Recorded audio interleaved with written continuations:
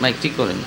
সর্বপ্রথমে আসুন আমরা আল্লাহ সুবহানাহু ওয়া তাআলার আলিশান দরবারে পূর্বের ন্যায় আবারও আল্লাহর দরবারে আল্লাহর শিখানো ভাষায় শুকরিয়া আদায় করে নেই যে রব্বুল ইজ্জাত ওয়াল জালাল আমাদেরকে বেহেশতের বাগান তথা কোরআন হাদিসের আলোচনার মজলিসে আসার বসার সব দিক দিয়ে যে ফেসিলিটি আল্লাহ রব্বুল আলামিন দান করেছেন, সেজন্য রাতের নিস্তব্ধতাকে ভঙ্গ করে ইমানের তেজে তেজিয়ান হয়ে একই সুরে সমস্বরে আল্লাহর শুকরিয়া আদায় করে পড়ে নি আলহামদুলিল্লাহ।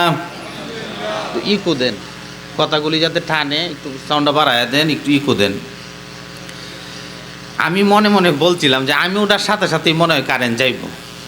আলহামদুলিল্লাহ আমার মনে মনে কথার সাথে কার্যকলাপ ঠিক আছে না? নাই, ঠিক আছে। এই জন্য আপনারা যারা রাস্তার মধ্যে আছেন, দাঁড়িয়ে আছেন, ঘোরাফেরা করতেছেন, প্যান্ডেলের নিচে চলে আসি। আমার পরেই মাহফিলের প্রধান আলোচক উনি রেস্টে আছে, আমি অল্প সময় কথা বলবো। ভাইয়েরা আমার, এখানে আমরা যারা আছি আমরা সবাই মুসলমান মানুষ, আমরা সবাই মুসলমানের গর্বে আমাদের জন্ম হয়েছে, জন্মসূত্রে আমরা সবাই মুসলমান। এজন্য কে মুসলমান হবে আর কে কাফের হবে এর বিস্তারিত ডিটেলস তত্ত্ব আল্লাহ রব্বুল আলামিন 30 পারা কোরআন শরীফের মধ্যে দিয়ে দিয়েছে। নবীর হাদিসের মধ্যেও, বিভিন্ন হাদিসের মধ্যে আল্লাহ রব্বুল আলামিনের নবী এই তত্ত্ব দিয়ে দিয়েছে কে মুসলমান আর কে কাফের। কিন্তু একজন সাধারণ মানুষ, সে কোরআন পড়তেও পারে না, হাদিস বুঝতেও পারে না, তাহলে সে কিভাবে জানবে যে আমি একজন মুসলমান? এই জন্য বিজ্ঞ উলামায়ে কেরাম 7 কথার উপরে বিশ্বাস স্থাপন করার জন্য বলছে। কয় কথার উপরে? 7 কথার উপরে বিশ্বাস। আমানতু বিল্লাহি ওয়া মালাইকাতিহি ওয়া কুতুবিহি ওয়া রাসূলিহি ওয়াল ইয়াউমিল আখিরি ওয়াল কদরি খাইরিহি ওয়া শাররিহি মিনাল্লাহি তাআলা ওয়াল বাসি বাদাল মাউত।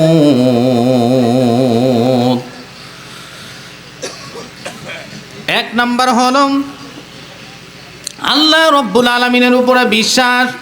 2 নাম্বার হলো ফেরেশতাগণের উপরে বিশ্বাস। 3 নাম্বার হলো কিতাব সমূহের উপরে বিশ্বাস। 4 নাম্বার হলো রাসূলগণের উপরে বিশ্বাস। 5 নাম্বার হলো আখিরাতের উপরে বিশ্বাস। 6 নাম্বার হলো তাকদীরের ভালো মন্দের উপরে বিশ্বাস। 7 নাম্বার হলো মৃত্যুর পরে পুনরুজ্জীবনের উপরে বিশ্বাস। এই 7 কথার বিশ্বাসী ব্যক্তি যদি কোনো মানুষ কাফেরের গর্ভে যদি জন্মগ্রহণ করে নেয়, আল্লাহর আদালতে, আল্লাহর আদমশুমারির মধ্যে তার নামটা মুমিনের দপ্তরে চলে যায়। মুসলমানের বংশে জন্মগ্রহণ করা হলেও এই 7 কথার মধ্যে একটা কথার মধ্যে যদি ডাউট থাকে, সন্দেহ থাকে, মুমিনের গর্ভে জন্মগ্রহণ করলেও আল্লাহর আদালতে কাফেরের নামটা চলে যায়। মাইকটা বেশি সুবিধা না, মানে কথা টানে না মাইক, এই জন্য জুড়ে কথা বলতে হবে। ভাইয়েরা আমার, এই জন্য কোরআন শরীফের মধ্যে আল্লাহ রব্বুল আলামিন বলেন, ইয়া আইয়ুহাল্লাযীনা আমানু আমিনু, তোমরা ঈমান আনো। নবীর সাহাবায়ে কেরাম যেরকম করে ঈমান এনেছিল, ভাইয়েরা আমার, নবীর সাহাবী হযরত আবু সালমা আর উম্মে সালমা দুজনে তো ভালোবাসা। স্ত্রী ডেকে বলে, স্বামী আপনি আমাকে একটা কথার মধ্যে আবদ্ধ হন, আমি যদি আপনার আগে দুনিয়া থেকে মারা যাই, আপনি জীবনে কোনো দিন আর বিবাহ করতে পারবেন না। স্ত্রী কিন্তু এই কথা সহ্য করতে পারে না যে আমার স্বামী একটা বিবাহ করুক। অথচ আল্লাহ বলেন, ফানকিহু মাসনা ওয়া সুলাসা ওয়া রুবা, বিবাহ করো। 2টা বিবাহর জন্য আল্লাহ রব্বুল আলামিন আমাদেরকে সাজেস্ট করছেন। প্রথম 2টা, সমর্থ হলে 3টা, সমর্থ হলে 4টা। ওই স্বামী ডেকে বলেন, আমি ঘোষণা দিতেছি আমার আগে তুমি যদি মারা যাও, আমি জীবনে কোনো দিন আর বিবাহ করব না। স্ত্রী ডেকে বলে, স্বামী আমিও ঘোষণা দিতেছি আমার আগে আপনি যদি মারা যান, আমিও জীবনে কোনো দিন আর পুরুষ গ্রহণ করব না। স্বামী ডেকে বলে, তোমার এই প্রস্তাব, এই প্রপোজ আমি মানতে পারি না, বরং আমি স্বামী হইয়া আল্লাহর দরবারে দোয়া করি, প্রভু গো আমি যদি আগে মারা যাই, আমার আদরের স্ত্রী উম্মে সালমা যেন কষ্ট না পায়। আমার থেকে উত্তম কোনো পুরুষকে আমার স্ত্রীর জন্য স্বামী বানায়া দিও। স্বামীর দোয়া কবুল হবে কিনা বলেন? এই যে অপারেটর ভাই, পারলে আর একটু মাইকটা ঠিক করেন। ভাইয়ার আমার, দুজন রওনা হয়ে গেলেন, সন্তান নিয়ে রওনা হয়ে গেলেন মদিনাতুল মুনাওয়ারা। যেই দেশে রসুল নাই, এই দেশে আর আমরা কেউ থাকবো না। প্রতিমধ্যে আবু সালমার গোষ্ঠীর লোকেরা ডেকে বলে, আবু সালমা তুমি মদিনায় যাও, আমাদের কোনো আপত্তি নাই, আমাদের কোনো কমেন্টস নাই, কিন্তু আমাদের বংশের একটি ছেলে সন্তান নিয়ে এক দেশ থেকে আরেক দেশে যাবে, তা হতে পারে না। তাদের ধারণা হলো আবু সালমা সন্তানের প্রতি যেই মহব্বত, যেই ভালোবাসা, সন্তান আটকায় দিলে সে আর মদিনায় যাবে না, এই হলো তাদের উদ্দেশ্য। তার শ্বশুর গোষ্ঠীর লোকেরা ডেকে বলে, হে আবু সালমা তুমি মদিনায় যাও, আমাদের পক্ষ থেকে কোনো আপত্তি নাই, কিন্তু আমাদের বংশের একটি মেয়ে সন্তান নিয়ে এক দেশ থেকে আরেক দেশে যাবে, তা হতে পারে না। তাদের ধারণা হলো আবু সালমা তার স্ত্রীর প্রতি যেই মহব্বত, যেই ভালোবাসা, স্ত্রী আটকায় দিলে সে আর মদিনায় যাবে না, এই হলো তাদের উদ্দেশ্য। স্ত্রী যখন নিয়ে যায়, সন্তান যখন নিয়ে যায়, তখন তিনি বলেন, হে আমার গোষ্ঠীর লোকেরা, তোমরা মনে করেছো আমার সন্তান আটকে দিলে আমি আর মদিনায় যাব না। আমার শ্বশুর গোষ্ঠীর লোকেরা, তোমরা মনে করেছো আমার স্ত্রী আটকায় দিলে আমি আর মদিনায় যাব না। তাহলে তোমরা শোনো, আমি স্ত্রী ভালোবাসি, সন্তান ভালোবাসি, তার থেকে লক্ষ কোটি গুণে মায়া ভালোবাসা আমার অন্তরে রসুলের বেশি। যদি মদিনাতুল মুনাওয়ারা গিয়ে ঈমান নিয়ে রসুলের চেহারা যদি দেখতে পারি, তাহলে মনে রেখো, মনে যত ব্যথা আছে সব ব্যথা মুহূর্তের মধ্যে দূর হয়ে যাবে। আবু সালমা রাদিয়াল্লাহু আনহু এভাবে সন্তান, স্ত্রী, পুত্র পরিজন রেখে মদিনায় চলে গেছে। আল্লাহ রসুলের কাছে ওয়াকিয়া বলছে, সঙ্গে সঙ্গে আল্লাহ রব্বুল আলামিন আয়াত নাজিল করছে যে ওমিনান নাসি মাইয়াশরি নাফসাহু বিতিগা মারদাতিল্লাহ। ভাইরা আমার, ওই ফেরাউনের দিকে লক্ষ্য করে দেখেন, ফেরাউন যখন মিশরের প্রেসিডেন্ট হয়ে গেল, হামানকে ডেকে বলে, হামান আমি তো মিশরের প্রেসিডেন্ট হয়ে গেলাম, আর কোন পদ বাকি আছে? আর একটা পদ বাকি আছে। কি পদ? কয় তুমি নিজেকে নিজে খোদা দাবি করো।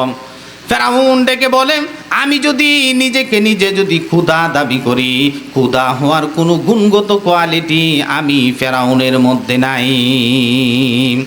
হামান ডেকে বলে, কিভাবে মানুষেরা আপনাকে প্রভু বলে স্বীকার করবে সেটা আমি জানি। কয় কিভাবে? ধর্মীয় শিক্ষা বন্ধ করে দাও। ফেরাউন 100 বছর পর্যন্ত ধর্মীয় শিক্ষা বন্ধ করে দিয়েছে। 100 বছর ভিতরে ধর্মের জ্ঞানে যারা জ্ঞানান্বিত ছিল সকলকে হত্যা করলো। 100 বছর পরে ফেরাউন ফাহাসারা ফাকালা ফানা দানা রব্বুকুমুল আলাম, একটা মাঠের মধ্যে মানুষের সামনে বলতে লাগলো, আমি কি তোমাদের প্রভু নই? সবাই বলল, হ্যাঁ আপনি আমাদের প্রভু। কারণ ধর্মের জ্ঞান নাই। 100 বছর ভিতরে মাদ্রাসা শিক্ষা বন্ধ। তৎকালীন যুগে যে কিতাব ছিল, এই কিতাবের শিক্ষা বন্ধ। আজও পর্যন্ত দেখবেন যারা কোরআনের মাহফিলের মধ্যে 144 জারি করে, মাহফিলকে বন্ধ করার জন্য পায়তারা করে, বিভিন্ন রকমের ওয়াজ মাহফিলের নামে যখনই কোনো তাদের কাছে যখন যাওয়া হয় ওয়াজ মাহফিলের অনুমতির জন্য, তারা অনুমতি দেয় না। মসজিদের মিম্বারের মধ্যে বসে বক্তারা কথা বলতে পারে না, স্টেজের মধ্যেও কথা বলতে পারে না। এমনকি যত ইসলামিক যত কাজ আছে সমস্ত কাজের মধ্যে বাধা সৃষ্টি করে যেই সমস্ত নামদারি মুসলমান, আপনি আমার বিলিভ করতে হবে, বিশ্বাস করতে হবে, তারাও ফেরাউনের মতন মুসলমান। ঠিক না বেঠিক? সেই স্বৈরাচার বাংলাদেশ থেকে বিদায় হয়েছে, আমরা খুশি না বেজার? দুজন রওনা হয়ে গেল,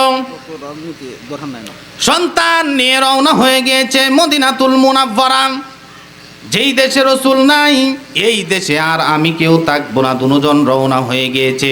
আবু সালমা একা একা যখন রসুলের কাছে চলে গিয়েছে, এই দিক দিয়ে তার বক্তা নিয়ে আসেন না, আমি আলোচনা শেষ করি। আমার থেকে উনি গুরুত্বপূর্ণ, লয়ে আসেন, সমস্যা নাই। দুজন যখন একদিক দিয়ে তার ফ্যামিলির গোষ্ঠীর লোকেরা সন্তান আটকায়া দিছে, বলতাছে যে এই সন্তান কেঁদে কেঁদে শেষ হয়ে যাবে, এর থেকে তার মায়ের কাছে চলে যাক। আবু সালমার গোষ্ঠীর লোকেরা বলতেছে যে এই সন্তান কেঁদে কেঁদে একবারে শেষ হয়ে যাবে, তার মায়ের কাছে চলে যাক। তার শ্বশুর গোষ্ঠীর লোকেরা বলতেছে যে এই মেয়েটা কেঁদে কেঁদে একবারে শেষ হয়ে যাবে, এর থেকে তার স্বামীর কাছে চলে যাক। দুজন রওনা হয়ে গেলেন। পিতার কাছে চলে যাওয়ার জন্য ব্যস্ত হয়ে গেলেন। পুত্রও চলে গেলেন মায়ের কাছে, মা পুত্র পেয়ে গেলেন। এবার মদিনার দিকে রওনা হয়ে গেলেন। মনে মনে দুই আনন্দ, জোরে বলি কয় আনন্দ? একটা হচ্ছে নবীজির সাথে সাক্ষাৎ, আর একটা হলো স্বামী ফিরে পাওয়ার সাক্ষাৎ। উম্মে সালমা রাদিয়াল্লাহু আনহা বড় আশা আকাঙ্ক্ষা নিয়া মদিনাতুল মুনাওয়ারার দিকে চলে গিয়েছে। মদিনার ভিতরে যখন পৌঁছে গিয়েছে, শুনতে পেয়েছে কে যেন ঘোষণা দেয়, ও মদিনাবাসীরা শোনো, আর ঘরে বসে থেকো না, আবু সালমার জানাজার নামাজ হয়ে যাবে। আবু সালমা? কোন আবু সালমা? হে ঘোষকদার, কোন আবু সালমান জানাজার নামাজ হবে? ওই ঘোষক ডাক দিয়ে বলে, আপনি চিনতে পারবেন না, মক্কা থেকে স্ত্রী পুত্র হারাইয়া যেই আবু সালমা মদিনার মধ্যে এসেছিলেন, সেই আবু সালমা পৃথিবী থেকে বিদায় হয়ে গিয়েছে। উম্মে সালমা রাদিয়াল্লাহু আনহা কান্নায় ভেঙে পড়েছে, আর ডেকে বলে, আল্লাহ, ঠিকই যদি আমার প্রাণের স্বামী যদি বিদায় হয়ে যায়, তাহলে আমি কোথায় যাব, কার কাছে যাব? মদিনা তো আমার চিনা জানা নাই, কোথায় আশ্রয় নিব? আমার স্বামী বিদায় হয় নাই, অন্য কোনো আবু সালমা হবে। এইভাবে যখন এক কদম দুই কদম যেতে যেতে যেতে যেতে যখন তার স্বামীর কাছে পৌঁছে গিয়েছে, দেখতে পেয়েছে ঠিকই তার প্রাণের স্বামী পৃথিবী থেকে বিদায় হয়ে গিয়েছে। উম্মে সালমা রাদিয়াল্লাহু আনহা স্বামীর গলায় জড়ায় কান্নায় ভেঙে পড়েছে, সন্তানটাও তার পায়ের কাছে জড়ায় কান্নায় ভেঙে পড়েছে। স্ত্রী ডেকে বলে, স্বামী, আর অভিমান করে দেখো না, তুমি তো জানো ইচ্ছা করে আমি আটকা পড়ে নাই, আমাকে আটকে দিয়েছিল, আমার সন্তানকেও আটকে দিয়েছিল, এখন এসেছি, একটা বার চোখ তুলে আপনি তাকান। এইভাবে যখন করুণ কান্না সুরে যখন ভেঙে পড়েছে, নবীজি এবং উপস্থিত সাহাবায়ে কেরাম কেউই চোখে পানি ধরে রাখতে পারে নাই। আল্লাহর রাসূল ডেকে বলেন, হে উম্মে সালমা, শুনো, যদিও তোমার স্বামী পৃথিবী থেকে বিদায় হয়ে গিয়েছে, আমি রাসূল আর এনে দিতে পারবো না। যতদিন পর্যন্ত আমি রাসূল জীবিত থাকবো, আমি রাসূল তোমাকে সহ তোমার সন্তানকে সহ জুনদনের জিম্মাদার আমি রাসূল হয়ে গেলাম। তার ইদ্যত যখন পের হলো, আল্লাহ রসুল তার ঘরের মধ্যে গেলেন, বিবাহের অফার দিলেন, বিবাহ সংগঠিত হলো। উম্মে সালমা রাদিয়াল্লাহু আনহা আমাদের সকলের জন্য উম্মত জরুরি হয়ে গিয়েছে। সুবহানাল্লাহ বলি। তারাই ছিল সত্যিকার অর্থে ইমানদার। আজকে আমরা ইমান পেয়েছি। আমার পিতা ছিল মুসলমান, দাদা ছিল মুসলমান, নানিও ছিল মুসলমান, দাদু ছিল মুসলমান, সেই সূত্রে আমরা মুসলমান দাবি করি। জোরে কোন ঠিক না বেঠিক? একমাত্র ইমান আনার পরে সর্বপ্রথম কাজ হলো একজন মুসলমানের নামাজ আদায় করা। কি আদায় করা? নামাজ আদায় করা। ভাইরা আমার, প্রত্যেকটা মানুষের জীবনে এই দুইটা চাওয়া আছে। জোরে বলি কয়টা চাওয়া? একটা হচ্ছে খাবারের সময় পেট ভরে খাওয়া, আরেকটা হলো ভীতির সময় নিরাপত্তা পাওয়া। এই দুটা জিনিসের গ্যারান্টি ইসলাম দিচ্ছে। তা হলো এই, ফালিয়াবুদু রাব্বা হাযাল বাইত। যদি ক্ষুধার সময় যদি খেতে চাও আর ভীতির সময় যদি নিরাপত্তা পেতে চাও, ফালিয়াবুদু রাব্বা হাযাল বাইত, এই ঘরের মালিকের ইবাদত করো। কোন ঘর? কাবাঘর। কাবাঘরের মালিকের ইবাদত করলে কি হবেন? তারপরের আয়াতের মধ্যে আল্লাহ রাব্বুল আলামিন বলেন, আল্লাযী আত'আমাহুম মিন জু'ইন ওয়া আমানাহুম মিন খাউফ। এ ঘরের মালিকের ইবাদত করলে পরে ক্ষুধার সময় আপনাদেরকে খেতে দিবেন, আর ভীতির সময় আমাদের সকলকে সেভ করে দিবেন। চাউলের অভাব হবে না, পাটের অভাব হবে না, খাদ্যের অভাব হবে না। দুটো জিনিস যদি আমরা করতে পারি, আল্লাহ রাব্বুল আলামিন বলেন ওয়ালাউ আন্না আহলাল কুরা আমানু ওয়াত্তাকাউ লাফাতাহনা আলাইহিম বারাকাতিম মিনাস সামাই ওয়াল আরদ। দেশের লোকেরা, জনপদের লোকেরা যদি দুইটা কাজ করে, এক নাম্বার হলো আল্লাহর উপরে যদি ঈমান আনে, দুই নাম্বার হলো আমাকে ভয় করার নীতি যদি অবলম্বন করে চলে, তাহলে ওই দেশের মানুষের জন্যে আকাশ আর জমিনের সব বরকতের দরজা খুলে দিবে। এই জন্য জাহান্নামে মানুষ যে যাবে, জাহান্নামে যাওয়ার যত কারণ, কয়টা কারণ? জাহান্নামে মানুষ যখন চলে যাবে, জাহান্নামে যাওয়ার যত কারণ আছে তার মধ্যে দুইটা কারণ বড়। জোরে বলি কয়টা কারণ? ইয়াতাসালুনা আনিল মুজরিমিন মা সালাকাকুম ফি সাকার। জাহান্নামীদেরকে প্রশ্ন করা হবে, জাহান্নামের মধ্যে কেন এসেছো, কি অপরাধ? তারা জবাব দিবে ক্বালু লাম নাকু মিনাল মুসাল্লিনা ওয়া লাম নাকু নুতঈমুল মিসকিন। তারা বলবে নামাজ পড়ি নাই, এতিম মিসকিনকে খেতে দেই নাই, এই কারণে আজকে আমরা জাহান্নামের মধ্যে এসেছি। আল্লাহর কাছে আমাদেরকে যে আল্লাহ পাক সৃষ্টি করছেন, আল্লাহর কাছে আমাদের একটা চাওয়া হলো সবচেয়ে বড়। সেটা কি? কুরআন শরীফের মধ্যে প্রথম সূরার মধ্যে আল্লাহ রাব্বুল আলামিন বলেন সব থেকে যেই বড় চাওয়া সেটা হলো ইহদিনাস সিরাতাল মুস্তাকিম। একটা সহজ সরল রয়্যাল রুট আপনি আমাদেরকে দান করেন আল্লাহ, মানে একটা সহজ সিরাতে মুস্তাকিম, সহজ সরল রাস্তা আমাদেরকে দান করেন। এই কথায় সূরা ফাতিহায় আমরা যখন নামাজের মধ্যে দাবি করি, সূরা ইয়াসিনের মধ্যে আল্লাহ রাব্বুল আলামিন জবাব দেয় সঠিক রাস্তা যদি পেতে চাও ওয়ানি বুদুনি হাদা সিরাতুম মুস্তাকিম। সোজা রাস্তা চাও, আমার ইবাদত করো। কার ইবাদত? قل إن صلاتي ونسكي ومحياي ومماتي لله رب العالمين। আমার নামাজ, আমার কুরবানি, আমার বেঁচে থাকা, আমার মরে যাওয়া সবটাই হবে কার জন্যে? ইন্না সলাতি ওয়া নুসুকি ওয়া মাহিয়ায়া ওয়া মামাতি লিল্লাহি রাব্বিল আলামিন, লিল্লাহি রাব্বিল আলামিন, লিল্লাহি রাব্বিল আলামিন। আমার নামাজ, আমার রোজা, আমার কুরবানি, আমার হজ লিল্লাহি রাব্বিল আলামিন, লিল্লাহি রাব্বিল আলামিন। মুমিনের সব কাজ কাকে সন্তুষ্টির জন্য করতে হবে? কোনো ব্যক্তিকে আকর্ষণ করার জন্য নয়, কোনো ব্যক্তির মুখের দিকে তাকায় আমরা কোনো কাজ করব না। আল্লাহর সন্তুষ্টি সমস্ত কাজ, অ্যাক্টিভিটিস, কর্মকাণ্ড করার তৌফিক দান করুক, সকলে বলি আমিন। 2 নম্বরে হলো নামাজ পড়ার পরে রোজা রাখা। এটা হলো ইসলামের প্রথম ভিত্তি, বেসিক।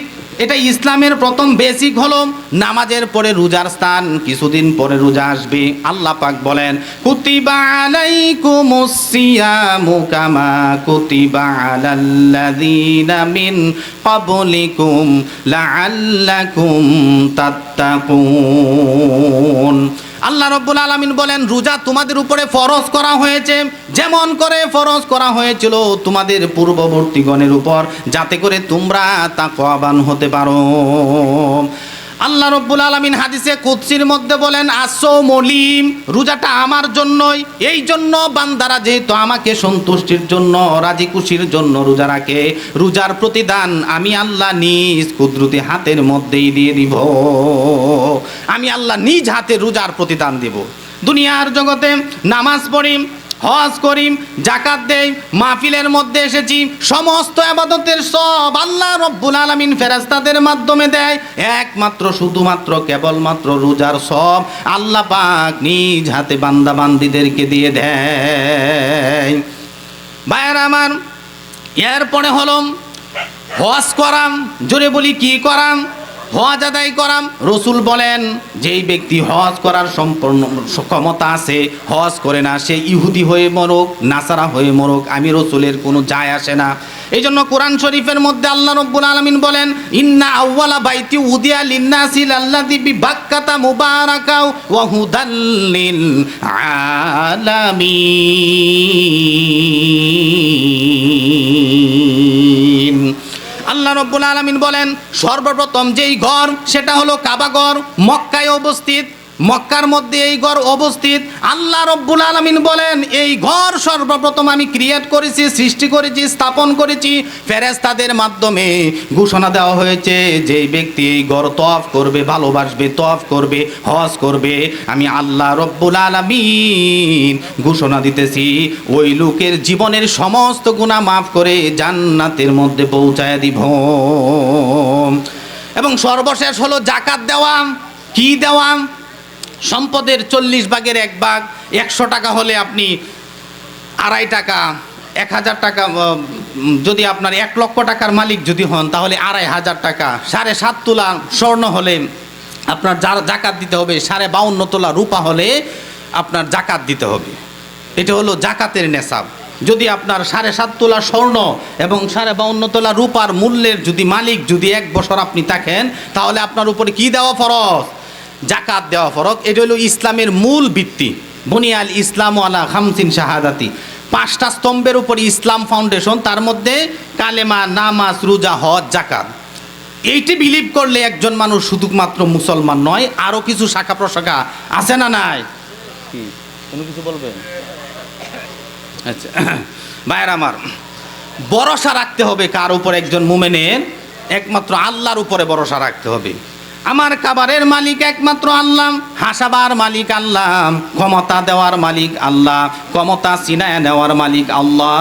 ফাআলুল লিমা ইউরিদ। সকল কিছুর ক্ষমতার উৎস কার হাতে? আল্লাহ রাব্বুল আলামিন বলেন খাবারের মালিক আমি আল্লাহ। ওয়া মা মিন দাব্বাতিন ফিল আরদি ইল্লা আলাল্লাহি রিজকুহা। এই পৃথিবীর বুকে এমন কোনো বিচরণশীল জীব নাই যেই জীবের রিজকের দায়িত্ব আল্লাহ পাক নিজ হাতে উঠায় দেয় নাই। রিজিকের দায়িত্ব কার হাতে? একজন মুসলমান কখনো বিলিভ করতে পারে না এই গরুটা আমাকে খাওয়ায়, এই সন্তান চাকরি করে এই জন্য আমি চলি, আমি নিজে নিজে চাকরি করি, মসজিদের ইমামতি করি, দান ক্যাত করি, কৃষি কাজ করি, এগ্রিকালচার কাজ করি, এর মাধ্যমে আমি চলি, আমি খাই। না না, মুসলমানদের ইমানের জবানে আপনারা বলেন আমাদের খাবারের দায়িত্ব কার হাতে? সর্বশেষ হলো আমি যে আমলেই করি, অহংকারযুক্ত আমল হলে আপনি আমার সেই আমল আল্লাহ পাক রিসিভ করবে না। এই জন্য আল্লাহ রব্বুল আলামিন বলেন ওয়ালা তামশি ফিল আরদি মারহান ইন্নাকা লান তাখরিকাল আরদা ওয়ালান তাবলুগাল জিবালা তুলা। অহংকার করে তোমরা জমিনের মধ্যে চলো না, কারণ আল্লাহ পাক বলেন অহংকার হলো আমার ইজার। ইজার মানে হলো চাদর। যে ব্যক্তি মানুষ হয়ে অহংকার করে সেই জন্য আমি আল্লাহর চাদর নিয়ে টানা চেষ্টা করেন। সেই জন্য আল্লাহ রব্বুল আলামিন অন্য আয়াতের মধ্যে বলেন ইয়া মাশারাল জিন্নি ওয়াল ইনস ইন ইসতাতাতুম আন তানফুযু মিন আকতারিস সামাওয়াতি ওয়াল আরদ ফানফুযু লা তানফুযুনা ইল্লা বিসুলতান। হে মানুষেরা এবং জিনেরা, তোমরা অহংকার করো না, কারণ অহংকার করে আমি যদি জমিনের মধ্যে লাথি মারি জমিন কিন্তু ফেটে যাবে না। অহংকার করে পাহাড়ের উচ্চতা লাফ দিয়েও ছাড়ায় যেতে পারবো না। যার অন্তরে অহংকার থাকবে বিন্দু পরিমাণ, আল্লাহর রাসূল বলেন হাদিসের মধ্যে, সেই ব্যক্তি কখনো জান্নাতের মধ্যে প্রবেশ করবে না। আমি সবচেয়ে বড় আলেম, আমি সবচেয়ে বড় জ্ঞানী, আমার কণ্ঠস্বর সুন্দর, আমার ওয়াজটা আজকে খুব ভালো হয়েছে, আমার ওয়াজের আমার কারণে মানুষ এত আসে, এই অহংকার করা যাবে না। টাকার অহংকার করা যাবে না, স্বাস্থ্যের অহংকার করা যাবে না। যার মধ্যে অহংকার থাকবে আল্লাহ পাক তাকে জাহান্নামের মধ্যে নিক্ষেপ করবে। সকল কিছুর ক্ষমতার মালিক, হাসাবার মালিক, কাঁদাবার মালিক, সব কিছুর মালিক আল্লাহ। ইবাদত বন্দিগি আমরা যাই করি অহংকার মুক্ত হয়ে ইবাদত বন্দিগি করার তৌফিক দান করুক, সকলে বলি আমিন। আমি যখন অসুস্থ হই সেই আল্লাহ রব্বুল আলামিনই আমাকে রোগ মুক্তি করেন। সেই জন্য আইয়ুব আলাইহিস সালাতু ওয়াস সালাম উনি যখন লক্ষ্য করে দেখলেন শরীরের মধ্যেই শুধু পোকা না, জিহ্বার মধ্যেও পোকা ধরেছে, আইয়ুব আলাইহিস সালাতু ওয়াস সালাম আল্লাহ রব্বুল আলামিনকে ডেকে বলে, প্রভু গো, আমার শরীরের মধ্যে পোকা হয়েছিল, এখন পোকা জিহ্বার মধ্যেও ধরেছে, এখন আপনার কাছে আমি বলি আমার জিহ্বাটা আপনি সুস্থ রেখে দেন, কারণ জিহ্বার মধ্যে পোকা যদি হয়ে যায় তাহলে আপনার মতন প্রভুর ইবাদত জিকির আজকার কোন অঙ্গ দ্বারা আদায় করব। আইয়ুব আলাইহিস সালাতু ওয়াস সালাম আল্লাহ রব্বুল আলামিনের কাছে বলেন, রব্বি আন্নী মাসানিয়াদ দুররু ওয়া আনতা আরহামুর রাহিমিন। আয় আল্লাহ, আমাকে তো রোগ ধরেছে আর তুমি রহমানুর রহিম, আল্লাহর প্রশংসাই কইতাছেন। আল্লাহ রব্বুল আলামিন খুশি হয়ে গেলেন। আল্লাহ রব্বুল আলামিন ওহী নাজিল করে জানায় দিলেন, ফাকাশাফনা মা বিহি মিন দুররি ওয়া আতাইনাহু আহলাহুম ওয়া মিসলাহুম মাআহুম রাহমাতাম মিন ইনদিনা ওয়া যিকরা লিল আবিদিন। আল্লাহ রব্বুল আলামিন বলেন, আমি আইয়ুব আলাইহিস সালাতু ওয়াস সালামের রোগ মুক্তি করে দিয়েছি এবং তার হারানো সব সম্পত্তি আমি আল্লাহ ফেরত দিয়ে দিয়েছি। ভাইরা আমার, আলোচনা করলে সময়ের দরকার, যেহেতু প্রধান বক্তা আইসা গিয়েছে। আমরা ওয়াজের মধ্যে আমরা বৈষম্য বিরোধী আন্দোলন করছি আগস্টে। বৈষম্য মানে কি? যে বৈষম্য মানে একজনের বেশি একজনের কম, একজনের 10 তলা, আমি কেন গাছতলায়, একজনের ক্ষমতার পায়ে আর ছাড়ে না, এটা আর বাস্তবায়ন হতে দেওয়া যাবে না, এটার বিরুদ্ধে প্রতিবাদ করব। এর জন্য আমরা বৈষম্য বিরোধী আন্দোলন করেছিলাম, ঠিক না বেটি? ওয়াজের মধ্যেও যাতে আমরা বৈষম্য বিরোধীর এই কার্যকলাপ যাতে না নিই, ওয়াজের মধ্যেও আজকে বৈষম্য হইতাছে। এই জন্য এই দিকে আমরা খুব কেয়ারফুল হই। মানে এক বক্তার আপনি দেখছেন 1.5 ঘন্টা, আর এক বক্তারে 5 মিনিট 10 মিনিট, হাউ ইম্পসিবল, এটা তো আসলে ঠিক না। এই জন্য আমরা বৈষম্য ঠিক রেখে আমরা কাজ করি। আমাদের সকলকে আজকে এই যে হুজুর আলী আকবর হুজুর রহমতুল্লাহি আলাই আমার সরাসরি উস্তাদ, আমি হুজুরের জন্য দোয়া করি ছাত্র হিসাবে, আল্লাহ পাক যেন হুজুরের কবরকে রওজাতুম মিন রিয়াজিল জান্নাহর সাথে সংযোগ স্থাপন করে দেয়, সকলে বলি আমিন। হুজুরের সাথে আমার আব্বা মৌলানা রুকনুদ্দিন সাহেব দামাত বারাকাতুহুম একসাথে শিক্ষকতা করছে, একসাথে রিটায়ার্ড হয়েছে, কিছুদিনের ব্যবধানে দুজনেই হজ করতে গেছে। আমার আব্বা আছে